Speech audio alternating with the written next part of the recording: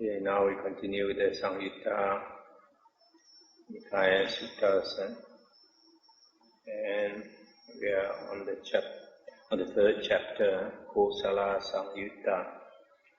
We come to 3.10. Now on that occasion, a great mass of people had been put in bondage by King Pasenadi of Kosala, some with ropes, some with clogs, some with chains. Then in the morning, a number of monks dressed and said to the Blessed One, "Dear Venerable Sir, a great mass of people have been put in bondage by King Pasenadi of Kosala, some with ropes, some with clogs, some with chains." Then the Blessed One, having understood the meaning of this, on that occasion recited these verses. That bond, the wise say, is not strong, made of iron, wood or rope, but infatuation with jewelry and earrings, anxious concern for wives and children. This, the wise say, is the strong bond, degrading, supple, hard to escape. But even this they cut and wander forth, unconcerned, having abandoned sensual pleasures. That's the end of the sutta. So here, the Buddha is saying that if you are tied up with chains of iron or wood or rope, that is not a strong chain. The strongest chain is infatuation with our property, infatuation with the family. Family ties are extremely strong. That's why it's very difficult for a person to renounce and become a monk. And even many, after renouncing wearing the robes, they still go back to lay life because they cannot cut off that craving, that attachment to family and sensual pleasures. 3.11. On one occasion, the Blessed One was dwelling at Savatthi in the eastern park, in the mansion of Nikara's mother. Stop here for a while. Nikara's mother refers to this Visakha's father-in-law, because Visakha married into this family that were not Buddhist, and Visakha was a follower of the Buddha. So he helped to convert the father-in-law to become a devoted Buddhist. So the father-in-law was so grateful to her, the daughter-in-law, that the father-in-law called Visakha mother. So they referred to this man as Nikara's,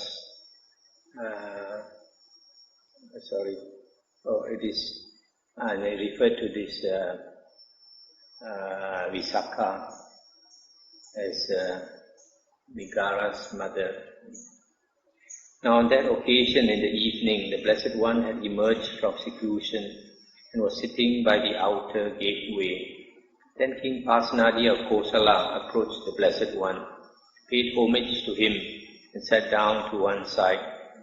Now on that occasion, 7 jatilas, 7 nigantas, 7 naked ascetics, 7 one-robed ascetics, and 7 wanderers with hairy armpits, long fingernails, and long body hairs, carrying their bundles of requisites, passed by not far from the Blessed One. Then King Pasenadi of Kosala rose from his seat, arranged his upper robe over one shoulder, knelt down with his right knee on the ground, and raising his joint hands in reverential salutation towards the 7 jatilas, 7 nigantas, 7 naked ascetics, 7 one-robed ascetics, and 7 wanderers, he announced his name 3 times. I am the king, Venerable Sirs, Pasenadi of Kosala. I am the king, Venerable Sirs, Pasenadi of Kosala. I am the king, Venerable Sirs, Pasenadi of Kosala. Let's stop here for a while. You see this King Pasenadi, when he saw all these ascetics go by, he paid respect to them. These are the different classes of ascetics. And some of them you see they have hairy armpits, some with long fingernails, some with long body hairs, etc. Then not long after those Jatilas, etc. had departed, King Pasenadi of Kosala approached the Blessed One, paid homage to him, sat down to one side and said to the Blessed One, "Those, Venerable Sir, are to be included among the men in the world who are Arahants, or who have entered upon the path to Arahantship." And the Buddha said, "Great King, being a layman who enjoys sensual pleasures, dwelling in a home crowded with children, enjoying the use of Cassian sandalwood, wearing garlands, scents and unguents, receiving gold and silver, it is difficult for you to know these are Arahants, or these have entered upon the path to Arahantship." Stop here for a while. Here the Buddha is saying, a lay person who dwells in the home, enjoying all these worldly pleasures. This Cassian sandalwood is sandalwood from Kasi, famous city. So the Buddha said, it's difficult for you to know who are the holy men, because this king assumed that all these ascetics, they look so ascetic. The king assumed that they were Arahants or holy men. Then the Buddha said, "It is by living together with someone, great king, that his virtue is to be known, and that after a long time, not after a short time, by one who is attentive, not by one who is inattentive, by one who is wise, not by a dullard or a fool. It is by dealing with someone, great king, that his honesty is to be known, and that after a long time, not after a short time, by one who is attentive, not by one who is inattentive, by one who is wise, not by a dullard. It is in adversities, great king, that a person's fortitude is to be known, and that after a long time, not after a short time, by one who is attentive, not by one who is inattentive, by one who is wise, not a dullard. It is by discussion with someone, great king, that his wisdom is to be known, and that after a long time, not after a short time, by one who is attentive, not by one who is inattentive, by one who is wise, not by a dullard." And the king said, "It is wonderful, Venerable Sir, it is amazing, Venerable Sir, how well this has been stated by the Blessed One. Great king, being a layman who enjoys sensual pleasures, dwelling in a home crowded with children, enjoying the use of Cassian sandalwood, etc., it is difficult for you to know these are Arahants, or these have entered upon the path to Arahantship, and etc. And how to know a person, it takes time, and you have to be very attentive, and you have to be wise. And then the king continued, "These, Venerable Sir, are my spies, undercover agents, coming back after spying out the country. First, information is gathered by them, and afterwards I will make them disclose it. Now, Venerable Sir, when they have washed off the dust and dirt, and are freshly bathed and groomed, with their hair and beards trimmed, clad in white garments, they will enjoy themselves applied and endowed with the 5 cords of sensual pleasure." Then the Blessed One, having understood the meaning of this, on that occasion recited these verses. "A man is not easily known by outward form, nor should one trust a quick appraisal, for in the guise of the well-controlled, uncontrolled men move in this world, like a counterfeit earring made of clay, like a bronze halfpence coated with gold. Some move about in disguise, inwardly impure, outwardly beautiful." That's the end of the sutta. So the Buddha is saying, you want to know a person, it takes a long time. You have to associate closely with that person, either live with him or associate much with him. And then you have to be very attentive.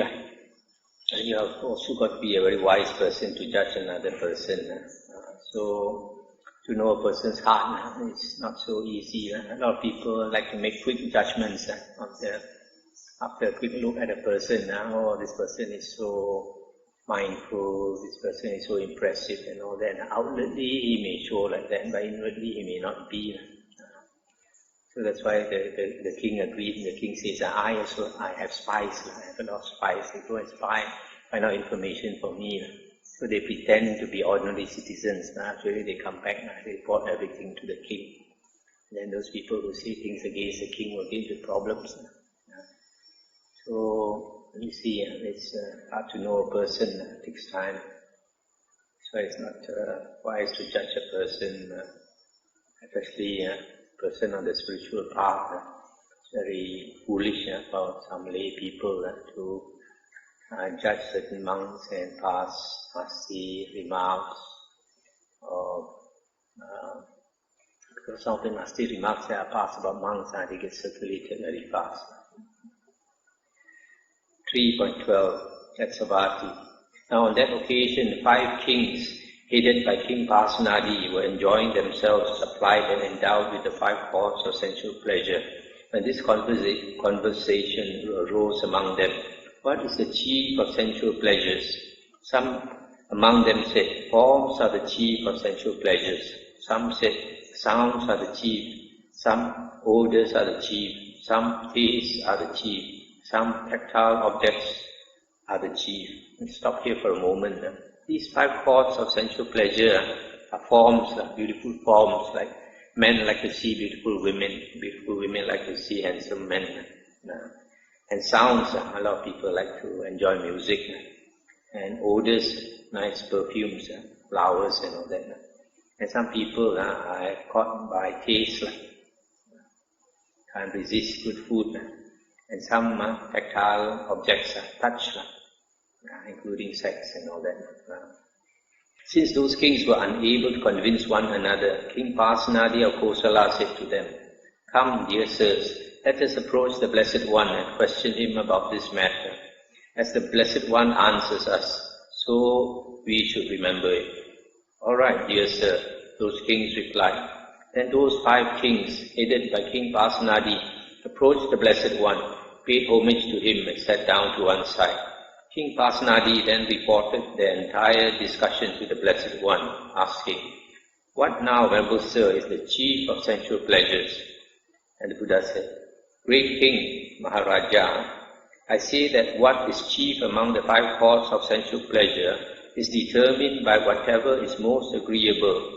Those same forms that are agreeable to one person, Great King, are disagreeable to another. When one is pleased and completely satisfied with certain forms, then one does not yearn for any other form higher or more sublime than those forms. For him, those forms are then supreme. For him, those forms are unsurpassed. Similarly with sounds, odors, tastes, and tactile objects. When one is pleased and completely satisfied with certain tactile objects, then one does not yearn for others. Now on that occasion, the lay follower, Chanda Nangalika, was sitting in that assembly. Then the lay follower, Chanda Nangalika, arose from his seat, arranged his upper robe over one shoulder, and raising his joined hands in reverential salutation towards the Blessed One, said to him, "An inspiration has come to me, Blessed One. An inspiration has come to me, Fortunate One." And the Buddha said, "Then express your inspiration, Chanda Nangalika." Then the lay follower Chanda Nangalika, in the presence of the Blessed One, extolled him and praised him with an appropriate verse. As the fragrant red lotus, Kokanada, blooms in the morning, its fragrance unspent, behold Angirasa, the radiant one, like the sun beaming in the sky. And those 5 kings bestowed 5 upper robes upon the lay follower Chanda Nangalika. But the lay follower Chanda Nangalika bestowed those 5 upper robes upon the Blessed One. That's the end of the sutta. So here the kings are asking, what is the best of the sensual pleasures? And the Buddha said, it is difficult to say in the sense that different people have different tastes. For example, forms. Some people think a certain woman is the prettiest in the world. Another guy may not think so. But if that person is satisfied with that particular form, then for him that's the best. He doesn't look for any other. Similarly with sounds, odors, taste and touch. Then this chanta Nangalika praised the Buddha. The Buddha is sometimes called Angirasa, the kinsman of the sun. So because the Buddha is an enlightened person, he's often in deep meditation. So if you look at the Buddha, often he will be like looking quite bright. So when this layman praised the Buddha, and the king agreed, the 5 kings agreed, and they presented their upper robe, all of them to this layman. And this layman took all the robes and presented it to the Buddha. 3.13 at Savatthi. Now on that occasion, King Pasenadi of Kosala had eaten a bucket measure of rice and curries. Then while still full, huffing and puffing, the king approached the Blessed One, paid homage to him and sat down to one side. Then the Blessed One, having understood that King Pasenadi was full and was huffing and puffing, on that occasion recited this verse: when a man is always mindful, knowing moderation in the food he eats, his ailments then diminish. He ages slowly, guarding his life. On that occasion, the Brahmin youth Sudarsana was standing behind King Pasenadi of Kosala. The king then addressed him thus: "Come now, dear Sudarsana, learn this verse from the Blessed One, and recite it to me whenever I am taking my meal. I will then present you daily with 100 kahapanas as a perpetual grant." I'll stop here for a moment. This here it says the Brahmin youth Sudarsana, but in the earlier translation by the Pali Text Society, they refer to him as the Prince Sudarsana. And I think according to the commentaries, this young man Sudarsana was a nephew of the King Pasenadi. So King Pasenadi, he has been enjoying his food so much, he must have been round and fat. So he asked this young man to remind him each time he takes his food not to eat so much. He said give him 100 kahapanas. A kahapana is a measure of money, just like now US dollar or ringgit or something. Yes, Sire, the Brahmin youth Sudarsana replied, having learned this verse from the Blessed One, whenever King Pasenadi was taking his meal, the Brahmin youth recited, when a man is always mindful, knowing moderation in the food he eats, his ailments then diminish. He ages slowly, guarding his life. Then King Pasenadi of Kosala gradually reduced his intake of food to at most a pine-pot measure of boiled rice. At a later time, when his body had become quite slim, King Pasenadi of Kosala stroked his limbs with his hand, and on that occasion uttered this inspired utterance: "The Blessed One showed compassion towards me in regard to both kinds of good, the good pertaining to the present life and that pertaining to the future life." That's the end of the sutta. So here you see the Buddha is called the greatest doctor, greatest physician in the world, both for our mental sickness and also for our physical. So here the Buddha advised him, if you eat a lot, then you have more sickness, and then you will age faster. So if you want to live long, don't eat so much. It is exactly what doctors are saying nowadays. If you read health books, they say if you are slim, you are just like either the normal weight or slightly underweight, then you will live to a ripe old age. I have one devotee in Penang, now I think 95 years old, she's very thin, but because she's light now, she can move about. When we are fat now, it's very difficult to move about.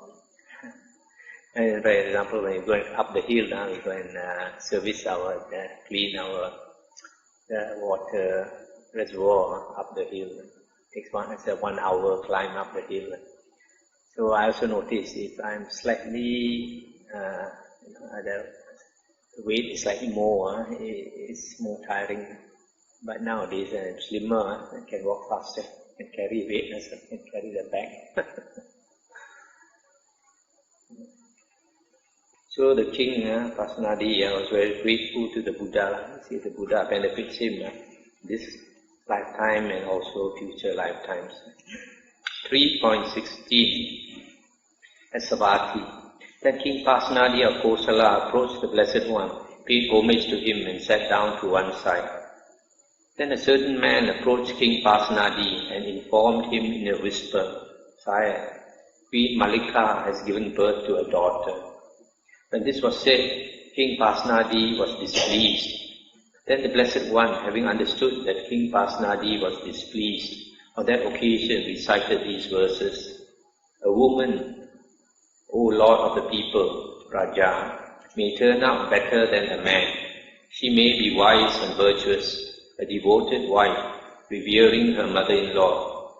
The son to whom she gives birth may become a hero, O Lord of the land. The son of such a blessed woman may even rule the realm." That's the end of the sutta. So, in the olden days, men always like to have sons instead of daughters. So when Queen Malika gave birth to a daughter, the king was not too happy. And Buddha made him understand that sometimes a woman may turn out better than a man if she is wise and virtuous, etc. 3.17 At Savatthi, sitting to one side, King Pasenadi of Kosala said to the Blessed One, "Is there, Venerable Sir, one thing which secures both kinds of good, the good pertaining to the present life and that pertaining to the future life?" And the Buddha said, "There is one thing, great king, which secures both kinds of good, the good pertaining to the present life and that pertaining to the future life. But what, Venerable Sir, is that one thing? Diligence, great king. Just as the footprints of all living beings that walk fit into the footprint of the elephant, and the elephant's footprint is declared to be their chief by reason of its size, so diligence is the one thing which secures both kinds of good, the good pertaining to the present life and that pertaining to the future life. For one who desires long life and health, beauty, heaven and noble birth, a variety of lofty delights, falling in succession, the wise praise diligence in doing deeds of merit. The wise person who is diligent secures both kinds of good, the good visible in this very life and the good of the future life. The steadfast one, by attaining the good, is called a person of wisdom. So here the Buddha is giving very good advice that there's one thing that is very important for all of us, diligence, energetic effort. Whatever we want, we have to make energetic effort, diligent to work towards it. So for example, if a person wants to be rich, wealthy in this life, he has to work very hard. And then it's one of the most important factors. And then if you want to attain spiritual success, also you have to work very hard. In some of the suttas, the Buddha mentions about those monks who are diligent to attain the deathless. They try not to sleep at night. When people are fast asleep, they are working very hard, trying to maintain the practice. So diligence is very, very important. A lot of us, we are overcome by laziness, by sloth and torpor. And this is more so if we are fat. If you eat a lot, every time after a heavy meal, we tend to be drowsy. So some people have a bad habit. Immediately after the meal, they go and sleep. And in the Dhammapada verses, the Buddha likened that person to a pig pig after eating a lot now will roll in the mud and sleep. 3.18 at Savatthi. Sitting to one side, King Pasenadi of Kosala said to the Blessed One, "Here, Venerable Sir, while I was alone in seclusion, the following reflection arose in my mind. The Dhamma has been well expounded by the Blessed One, and that is for one with good friends, good companions, good comrades, not for one with bad friends, bad companions, bad comrades." And the Buddha said, "So it is, great King, so it is, great King. The Dhamma has been well expounded by me, and that is for one with good friends, good companions, good comrades, not for one with bad friends, bad companions, bad comrades." On one occasion, great King, I was living among the Sakyans, where there is a town of the Sakyans named Nagaraka. Then the monk Ananda approached me, paid homage to me, sat down to one side and said, "Venerable Sir, this is half of the holy life, that is, good friendship, good companionship, good comradeship." And this was said, great King, I told the monk Ananda, "Not so, Ananda, not so, Ananda. This is the entire holy life, Ananda, that is, good friendship, good companionship, good comradeship. When a monk has a good friend, a good companion, a good comrade, it is to be expected that he will develop and cultivate the Noble Eightfold Path. And how, Ananda, does a monk who has a good friend, good companion, a good comrade, develop and cultivate the Noble Eightfold Path? Here, Ananda, a monk develops right view, which is based upon seclusion, dispassion and cessation, maturing in release. He develops right intention or right thoughts, then right speech and right action, right livelihood, right effort, right recollection, right concentration, which is based upon seclusion, dispassion and cessation, maturing in release. It is in this way, Ananda, that a monk who has a good friend, a good companion, a good comrade, develops and cultivates the Noble Eightfold Path. Let's stop here for a moment. Here, the Buddha is confirming that good companions are very important. The Buddha says that our friends influence us a lot. If you mix with evil friends, you will tend to follow them and practice evil habits like drinking and womanizing and gambling and all that. But if you mix with good friends, then they will bring you to a good destination.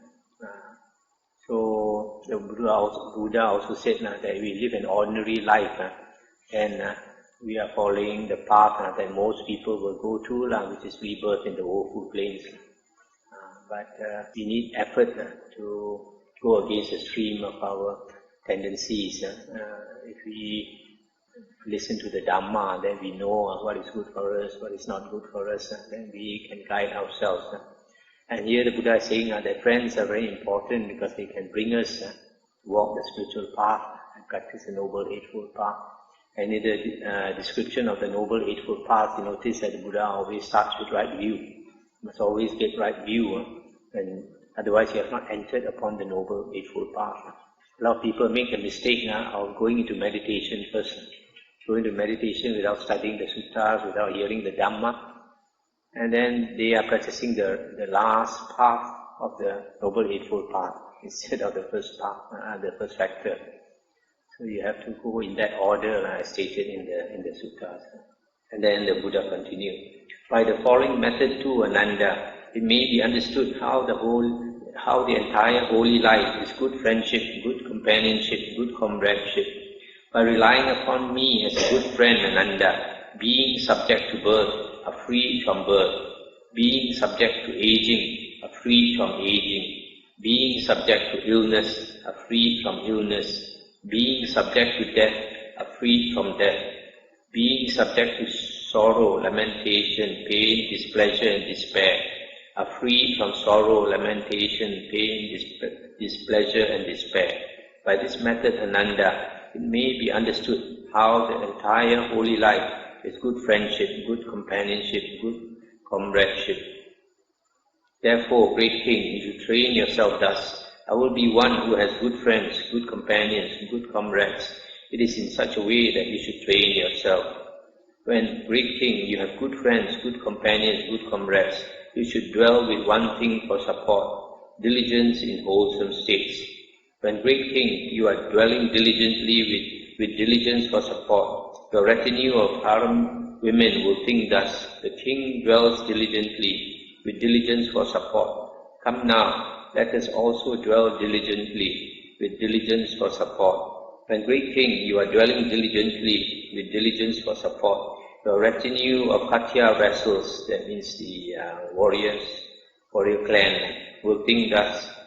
Your troops will think thus. Your subjects in town and countryside will think thus.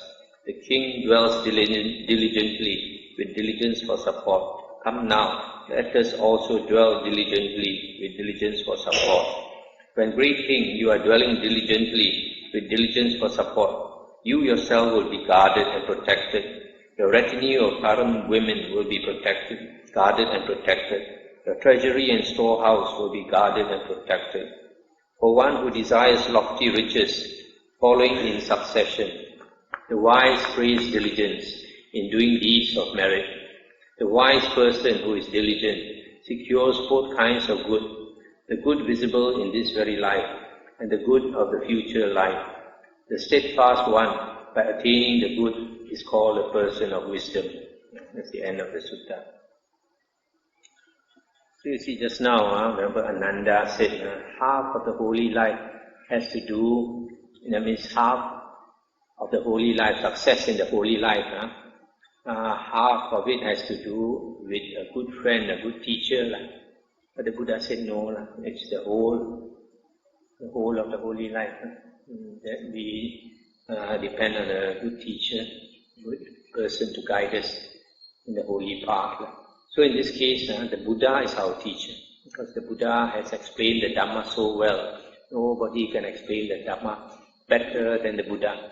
So if we study the suttas, rely on the suttas, then we have the best teacher in the world.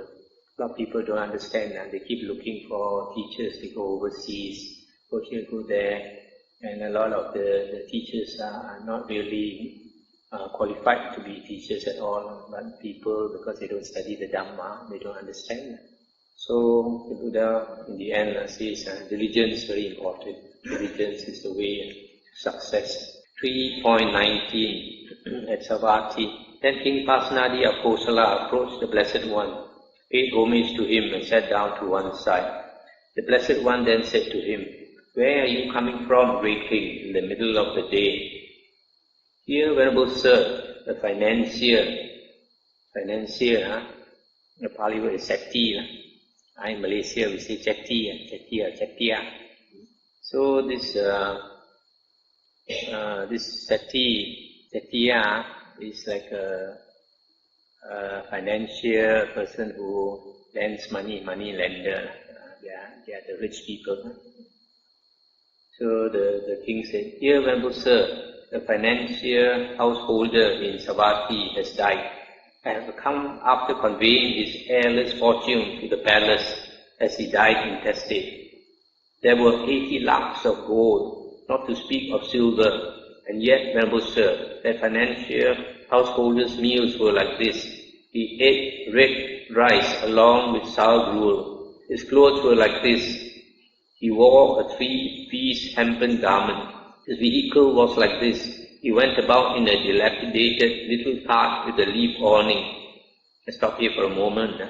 So here the king is saying that this rich man, he had 80 lakhs of gold. There's supposed to be a great amount of gold, very, very rich person. And because he died without an heir, he had no children. So the king confiscated all his money. But the king was surprised because the king said he lived like a poor man. He ate his meals, sour gruel, that means left overnight one. Food left overnight he will eat. And then his clothes, he wore this hempen garment, coarse cloth. Only got 3 pieces of clothing, but no more. And his horse carriage was a dilapidated little cart with a leaf awning. So he Well, his lifestyle was like a miserable, poor person. But in fact, he was such a stingy person. He hoarded his money. Had so much money. Never used to enjoy it himself or to give it to other people to enjoy. So the Buddha said, so it is great thing. So it is great thing. When an inferior man gains abundant wealth, he does not make himself happy and pleased, nor does he make his mother and father happy and pleased, nor his wife and children, nor his slaves, workers and servants, nor his friends and colleagues, nor does he establish an offering for ascetics and Brahmins, one leading upwards of heavenly fruit, resulting in happiness conducive to heaven. Because his wealth is not being used properly, kings take it away, or thieves take it away, or fire burns it, or water carries it away, or unloved heirs take it. Such being the case, great king, that wealth not being used properly goes to waste, not to utilization. Suppose, great king, in a place uninhabited by human beings, there was a lotus pond with clear, cool, sweet, clean water, with good thoughts, delightful, but no people would take that water, or drink it, or bathe in it, or use it for any purpose. In such a case, great king, that water, not being used properly, would go to waste, not to utilization. So too, great king, when an inferior man gains abundant wealth, that wealth, not being used properly, goes to waste, not to utilization. But great king, when a superior man gains abundant wealth, he makes himself happy and pleased. He makes his mother and father happy and pleased, his wife and children, and his slaves, workers and servants, and his friends and colleagues, and he establishes an offering for ascetics and Brahmins, one leading upwards of heavenly fruit, resulting in happiness conducive to heaven. Because his wealth is used properly, kings do not take it away, thieves do not take it away, fire does not burn it, water does not carry it away, and unloved heirs do not take it. Such being the case, great king, that wealth, being used properly, goes to utilization, not to waste. Suppose, great king, not far from a village or a town, there was a lotus pond with clear, cool, sweet, clean water, with good thoughts, delightful, and people would take that water and drink it and bathe in it and use it for their purposes. In such a case, great king, that water, being used properly, would go to utilization, not to waste. So too, great king, when a superior man gains abundant wealth, that wealth, being used properly, goes to utilization, not to waste. As cool water in a desolate place evaporates without being drunk, so when a scoundrel acquires wealth, he neither enjoys himself nor gives. But when a wise man obtains wealth, he enjoys himself and does his duty, having supported his kin free from blame. That noble man goes to a heavenly state. This is the end of this sutta. So here the Buddha is talking about a wise man and a fool. A fool, when he becomes rich, he doesn't know how to make use of the money in a proper way. So it doesn't benefit him at all.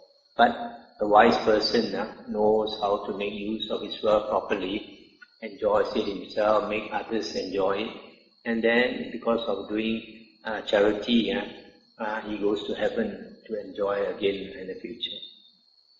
The next sutta is connected with this one, 3.20.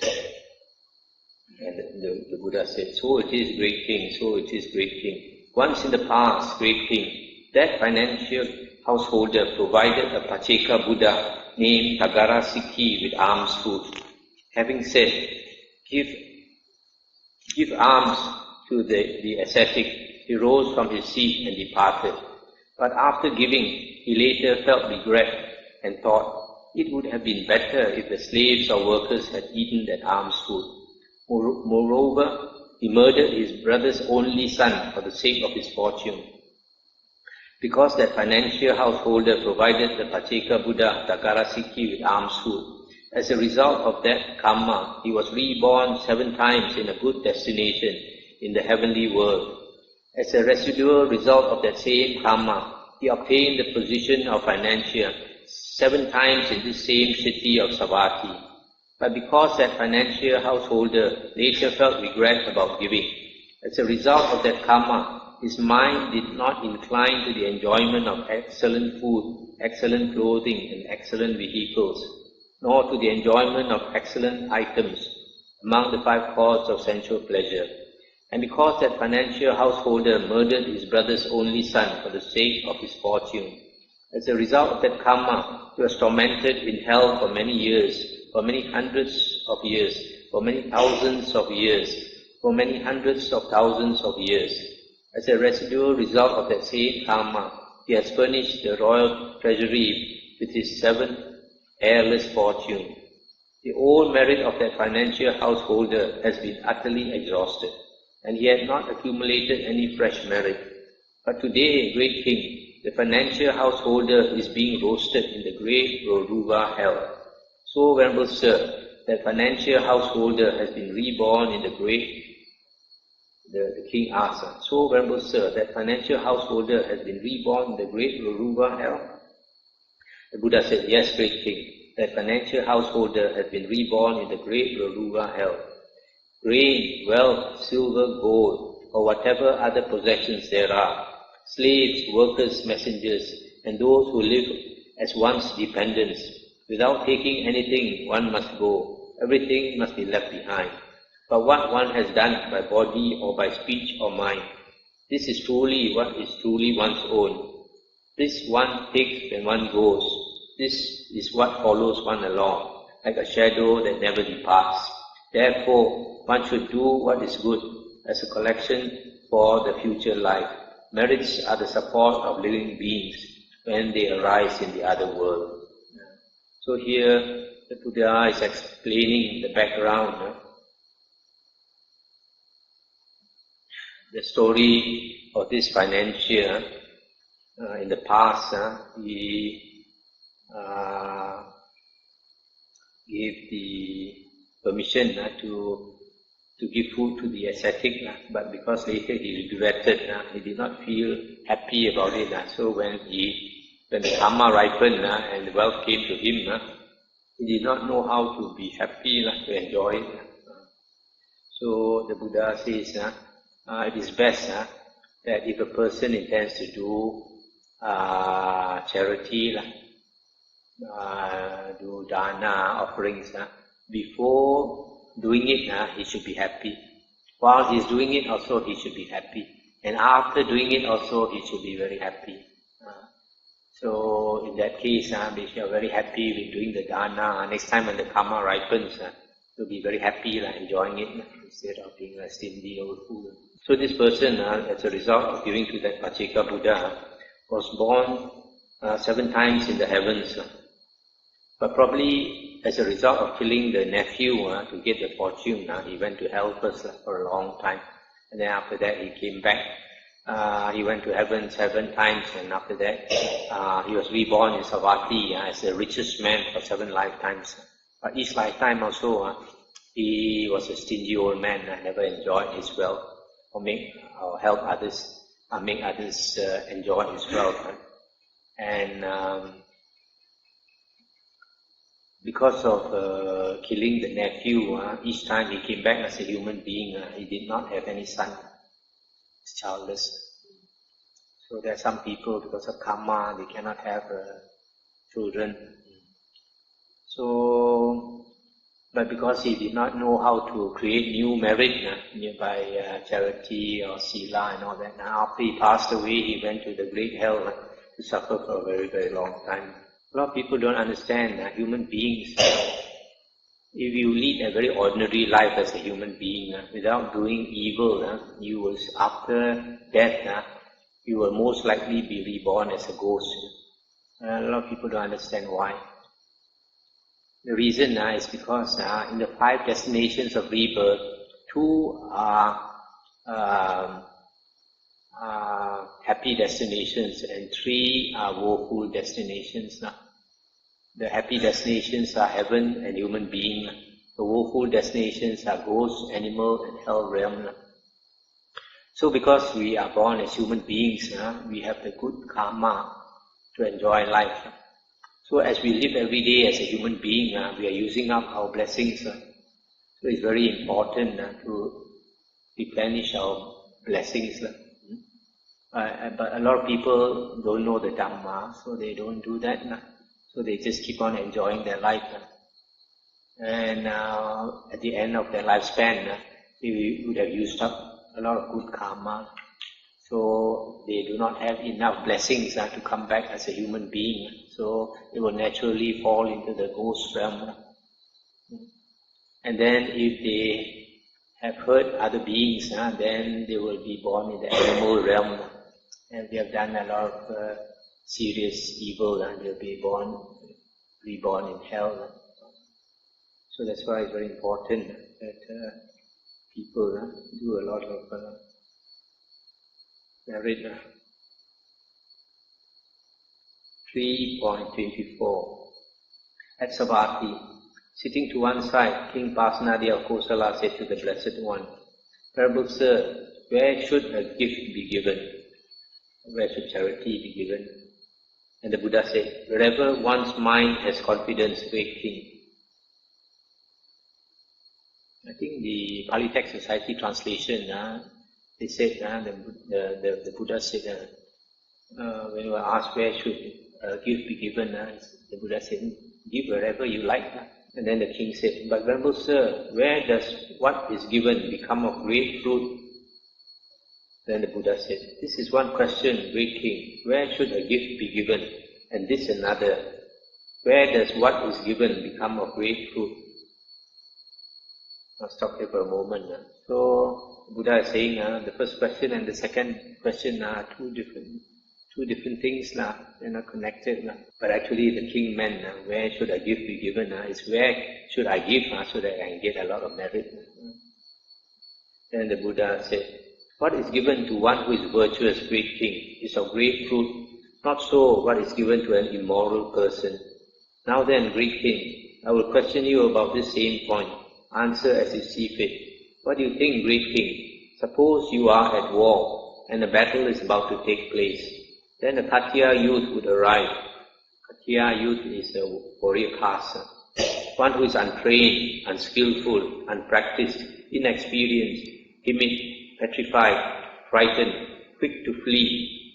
Would you employ that man, and would you have any use for such a man? And he said, "Surely not, Venerable Sir."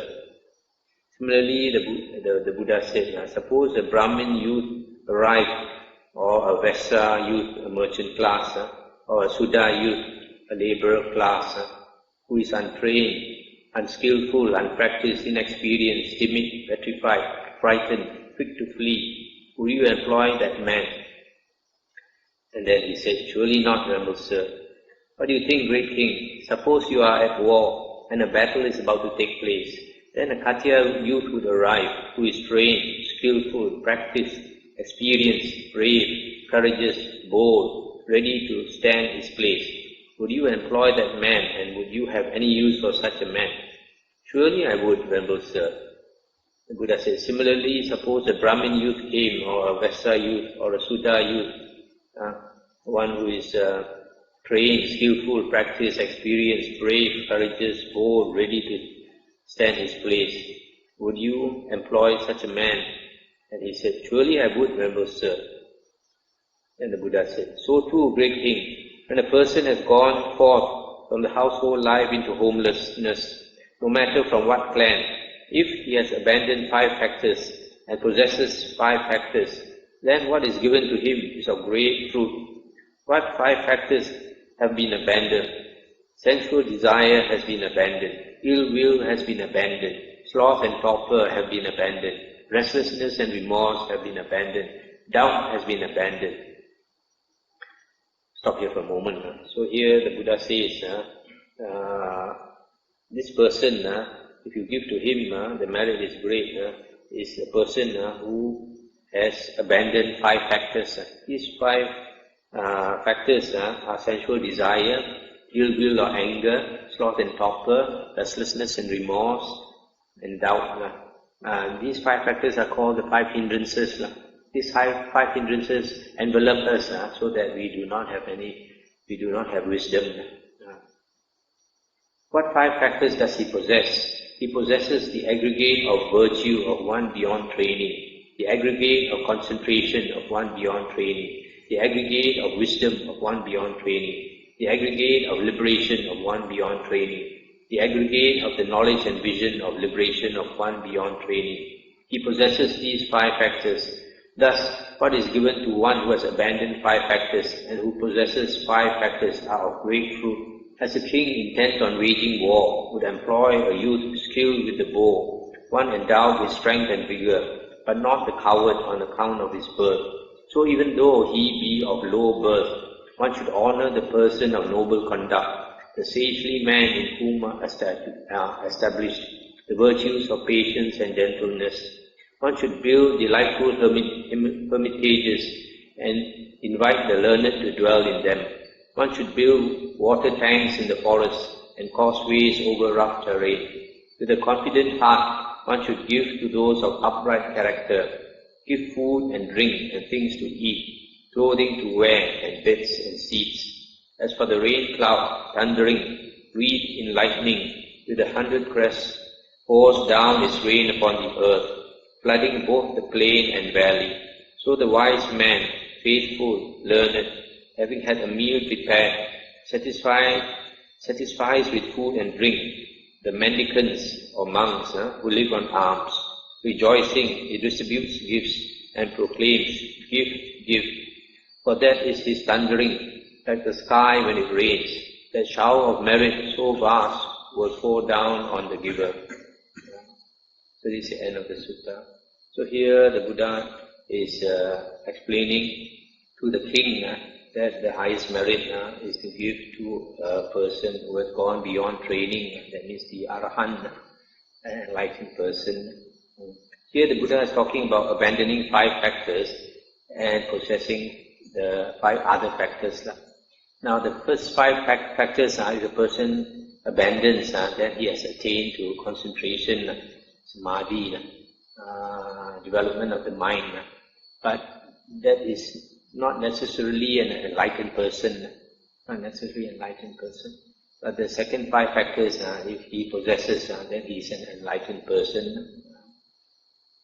So the Buddha finally says, a wise person should do a lot of charity and encourage others to do charity. Then the merit will come back to him, just like the rain raining down on the earth. We're going to give one more sutta. This is the last sutta in the Kosala Samyutta, in chapter 3. The simile of the mountain, 3.25. At Savatthi, then in the middle of the day, King Pasenadi of Kosala approached the Blessed One. The Blessed One said to him as he was sitting to one side, "Now where are you coming from, great king, in the middle of the day?" "Just now, Venerable Sir, I have been engaged in those affairs of kingship, typical for head-anointed Khattiya kings, who are intoxicated with the intoxication of sovereignty, who are obsessed by greed for sensual pleasures, who have attained stable control in their country, and who rule having conquered a great sphere of territory on earth. What do you think, great king? Here a man would come to you from the east, one who is trustworthy and reliable. Having approached, he would tell you, 'For sure, great king, you should know this. I am coming from the east, and there I saw a great mountain, high as the clouds coming this way, crushing all living beings. Do whatever you think should be done, great king.' Then a second man would come to you from the west, and similarly a third man from the north, and a fourth man from the south, one who is trustworthy and reliable. Having approached, he would tell you, 'For sure, great king, you should know this. I am coming from the south, and there I saw a great mountain, high as the clouds coming this way, crushing all living beings. Do whatever you think should be done, great king.' If, great king, such a great peril should arise, such a terrible destruction of human life, the human state being so difficult to obtain, what should be done?" So here the Buddha, when he talked to this king, he found that this king was so intoxicated with being a king. He said, we kings, we enjoy life. We are greedy for sensual pleasures because we have a stable control of the whole country. So the Buddha saw that he was too complacent. So the Buddha brought up a simile. The Buddha said, suppose 4 men from the 4 directions, north, south, east, west, came running to you and told you this high mountain is coming and crushing everyone in its path. So when it comes to you, you will also be crushed under the mountain. So you better do what you think is best. So the Buddha asked him, in that case, what do you think should be done? Then the king replied, if, Venerable Sir, such a great peril should arise, such a terrible destruction of human life, the human state being so difficult to obtain, what else should be done but to live by the Dhamma, to live righteously, and to do wholesome and meritorious deeds? And the Buddha said, I inform you, great king, I announce to you, great king, aging and death are rolling in on you. When aging and death are rolling in on you, great king, what should be done? Then the king said, as aging and death are rolling in on me, Venerable Sir, what else should be done but to live by the Dhamma, to live righteously, and to do wholesome and meritorious deeds? There are, Venerable Sir, elephant battles fought by head-anointed Khattiya kings, who are intoxicated with the intoxication of sovereignty, who are possessed by greed for sensual pleasures, who have attained stable control in their country, and who rule having conquered a great sphere of territory on earth. But there is no place for those elephant battles, no scope for them when aging and death are rolling in. There are, Venerable Sir, cavalry battles fought by head-anointed Khattiya kings.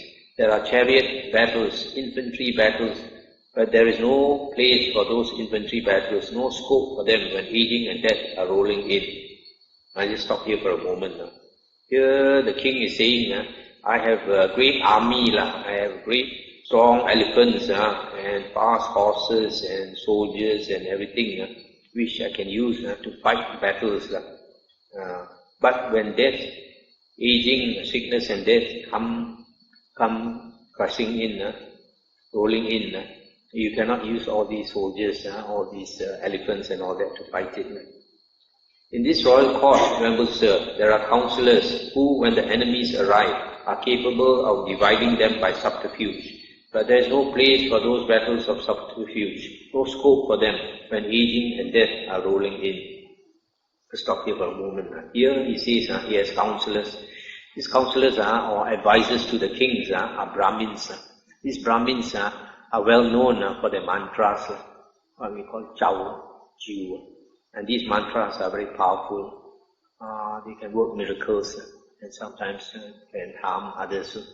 So he says, when old age, sickness and death come rolling in, even these Brahmins he cannot use to help him.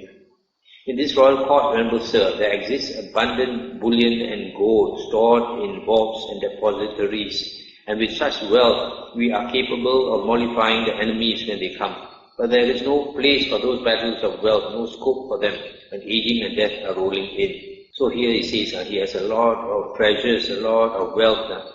If enemies come, I can use the wealth to buy them. But in this case, when aging, sickness and death come rolling in, all that wealth is useless.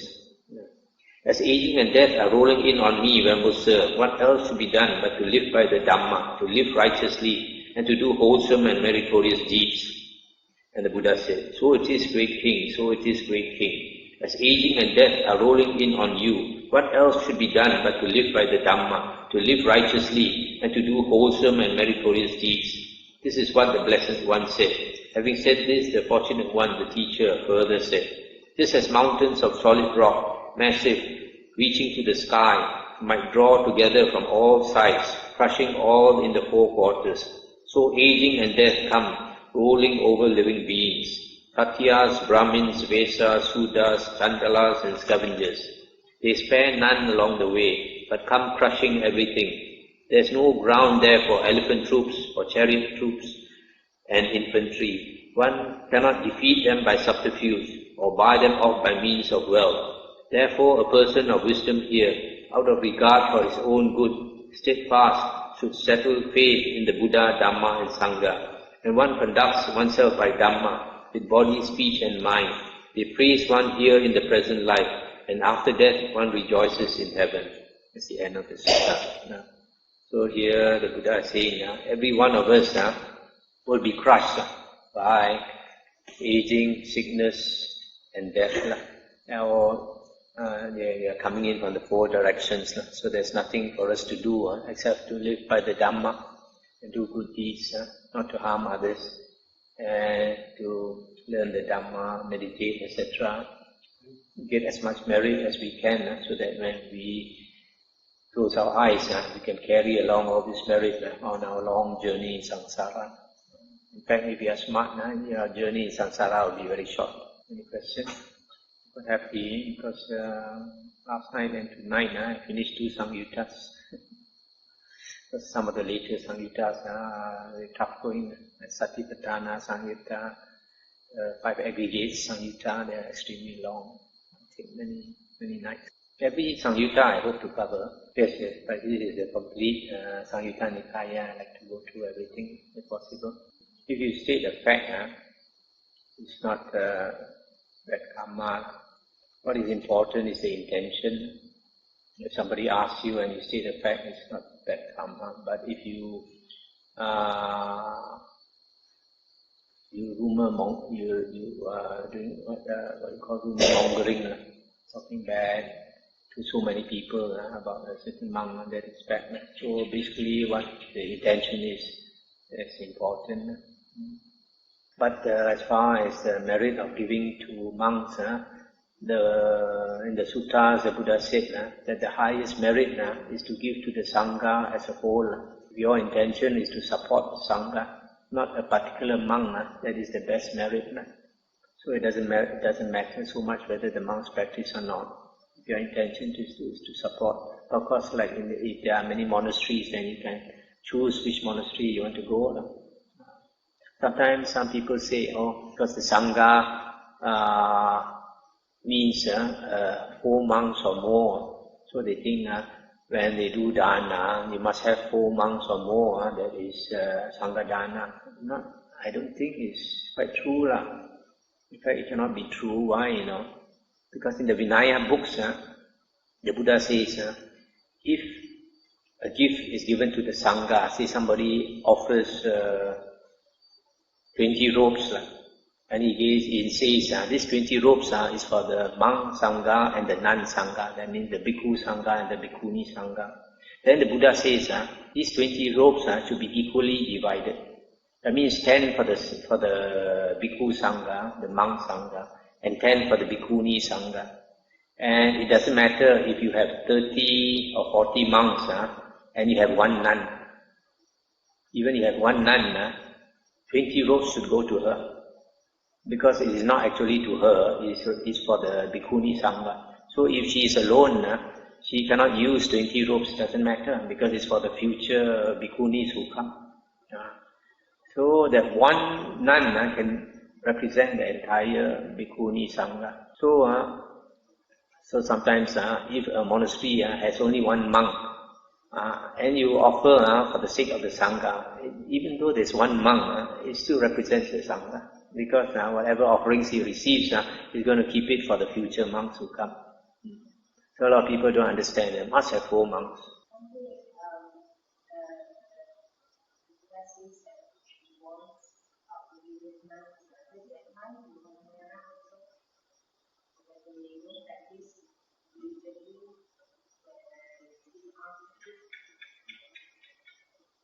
Yes, it applies. Because the merit.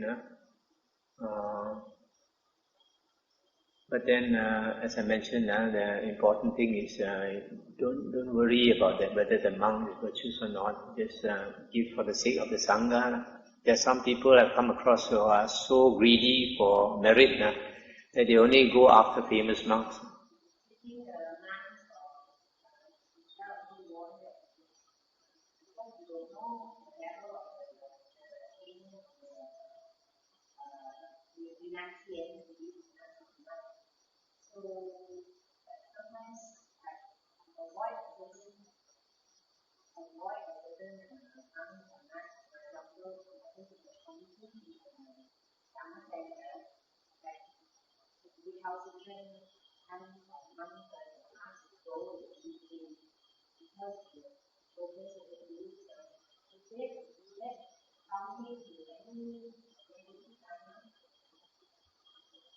I don't think so, because if certain monks or nuns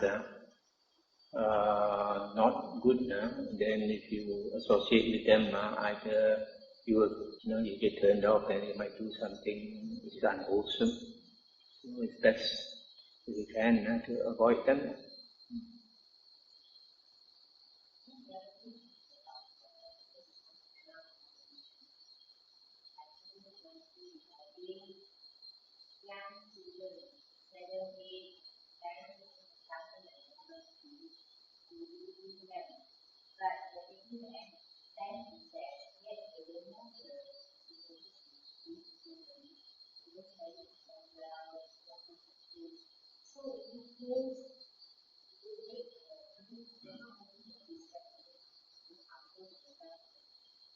You see, in the Vinaya books, initially the Buddha did not state what is the minimum age for novice monks. So there was a time when very young boys came to the monastery. So in the middle of the night, because there was no dinner, they started crying because they were hungry. So after that, the Buddha said they should be at least 15 years old before they are allowed to become novice. Otherwise, they cannot stand the hardship of a monk's life. So generally, the standard is at least 15 years old. But there are always exceptions, because in the like Therigata, sometimes you find certain boys, like the Buddha could see that this person, this young boy, 7 years old, but he is destined for enlightenment.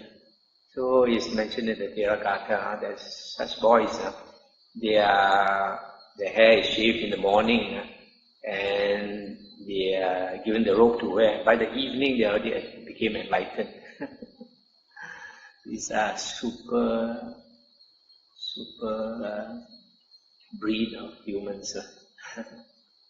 So unless you have such exceptional cases, generally it's not advisable to accept those below 15 years. In fact, a few years ago, some parents wanted their children to become novice here, so we accepted them. Then there were 4.